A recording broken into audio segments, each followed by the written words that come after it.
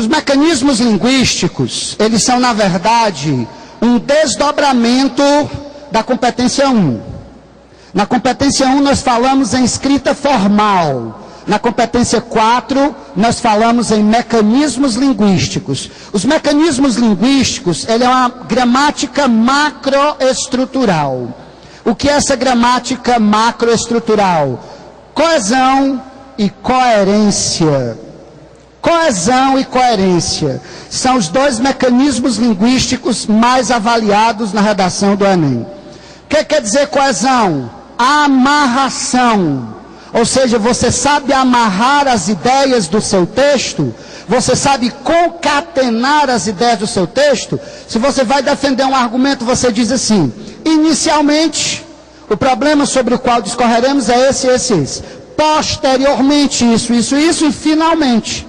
Se você diz inicialmente, posteriormente, finalmente, você vai garantir através dessas três palavras a consecutividade das ideias. Uma ideia após a outra até um desfecho. Se você diz, de um lado vemos uma situação tal ou qual, de outro, a situação, quando você quer confrontar, você usa elementos de confronto. De um lado, vírgula, a situação é essa. De outro, vírgula, a situação é essa. O que é que você está fazendo? Concatenando os parágrafos, dando ao texto coesão. Né? Quando é que você termina o último parágrafo, você diz, portanto, ou então, é necessário que se faça isso, portanto, em vista do exposto, diante disso, o portanto, o em vista do exposto, para terminar, vão garantir a coesão. Vão garantir que todo mundo vai entender que ali está a conclusão da sua ideia. Portanto, você está fazendo a coesão textual. E o que é a coerência? É a integridade da ideia. Você tem que dar integridade à sua ideia. Você não pode ser contraditório. Você não pode dizer, a Copa gastou bilhões para ser feita, mas isso vai sair do nosso bolso mesmo. Enfim, somos nós que vamos pagar como sempre pagamos.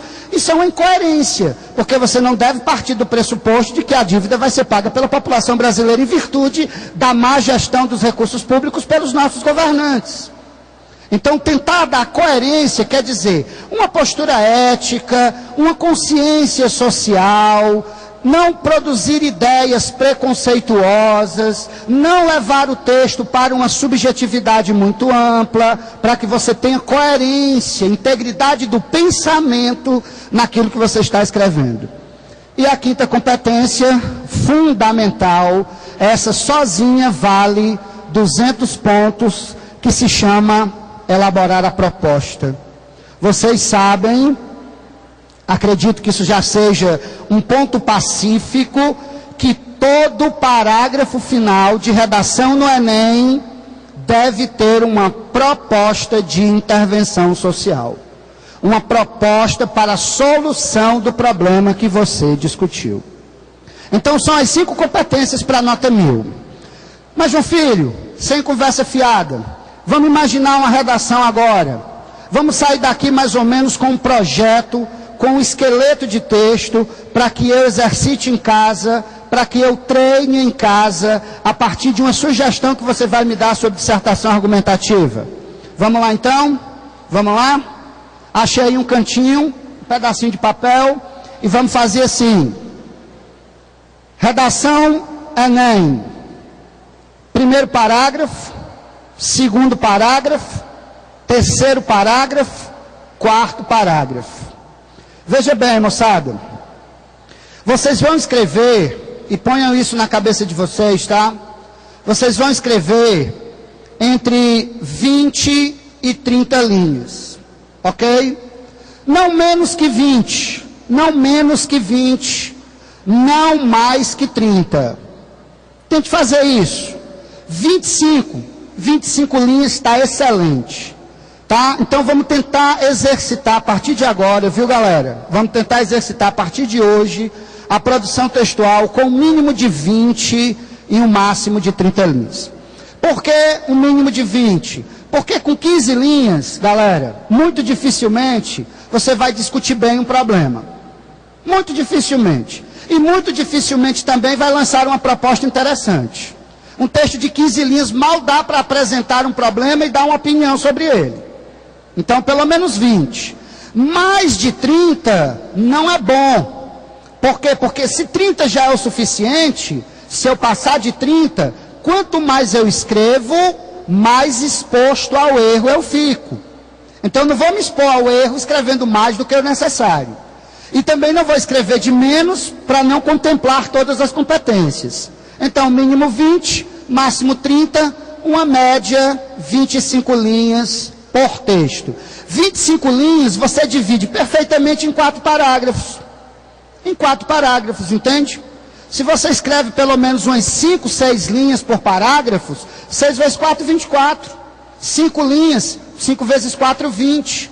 Então, é possível contemplar com 20 a 30 linhas, os parágrafos necessários à produção textual. Falando sobre alusões históricas. Há um item na defesa de tese sobre como proceder com fatos históricos. Vamos falar dele já já. Primeiro pense assim, moçada. Primeiro parágrafo. O que é que eu vou fazer no primeiro parágrafo do meu texto, João Filho? Como é que eu vou começar a minha redação? Você vai fazer o que um bom advogado faria. Você vai fazer a apresentação da tese. Apresente a sua tese. A apresentação da tese é o primeiro parágrafo. Mas, João Filho, o que é uma tese mesmo? O que é uma tese? Tese é igual a fato mais opinião. Entende? Então, o que é que você vai fazer no primeiro parágrafo do seu texto?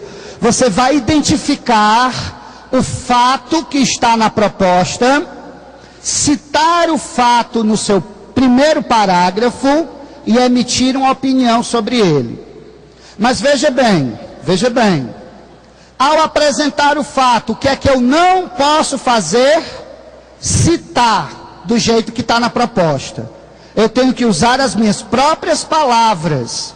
Então você vai identificar o fato na proposta e parafraseá-lo, ou seja, dizer qual é o fato, só que com as suas próprias palavras. Se eu tenho aqui nesse fato, as implicações para a sociedade brasileira, o fato é, a Copa vai implicar, a Copa tem implicações, isso é um fato. O que é que são implicações? Causas e efeitos. Então eu começo dizendo, as causas e efeitos de um evento dessa natureza para a sociedade brasileira serão muitas. Eu troquei a palavra implicações por uma de minha autoria que tem o mesmo valor, que tem o mesmo sentido. O que é que eu estou fazendo? Parafraseando. O que é parafrasear? Dizer com as próprias palavras. Então o primeiro passo, galera, o primeiro passo, identificar a palavra-chave dentro da proposta, porque a palavra-chave é o fato. E eu vou citar esse fato com as minhas próprias palavras. Depois de citar o fato com as próprias palavras, o que é que você faz? Emite uma opinião. Mas é muito perigoso, galera, exatamente pela pessoalidade, pela subjetividade da opinião. Então, ao emitir uma opinião, 3 cuidados. Primeiro cuidado, nunca diga eu. Ou seja, não opine em primeira pessoa do singular. Você não é Deus, você não é o dono da verdade. Então você tem que partir do pressuposto de que outras pessoas pensam como você. Então, ao emitir uma opinião, use a primeira pessoa do plural, nós. Ou então a terceira pessoa. Então você não vai dizer o que eu vejo, o que eu constato. Não, você vai dizer o que vemos, o que constatamos. Ou então em terceira pessoa, o que se vê, o que se constata. Entende? O que se constata na sociedade, o que se percebe na sociedade é isso, isso, isso. Ou então o que vemos, o que constatamos. Primeira dica, não escreva seu texto em primeira pessoa do singular.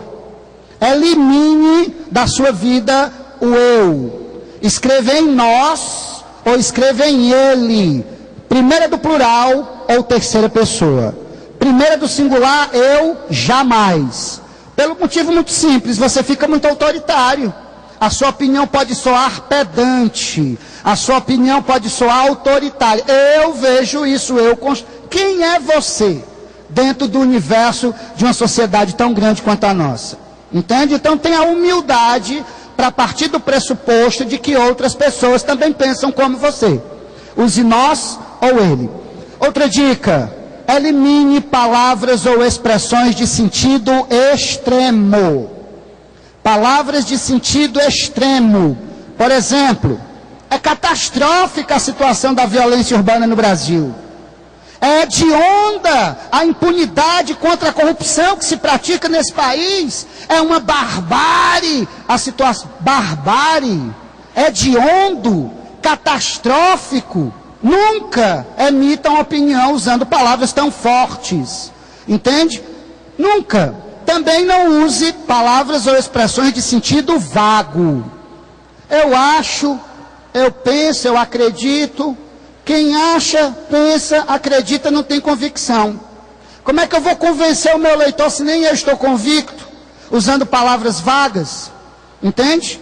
Então evite palavras vagas, evite palavras extremas, evite o eu. São as dicas para dar uma opinião.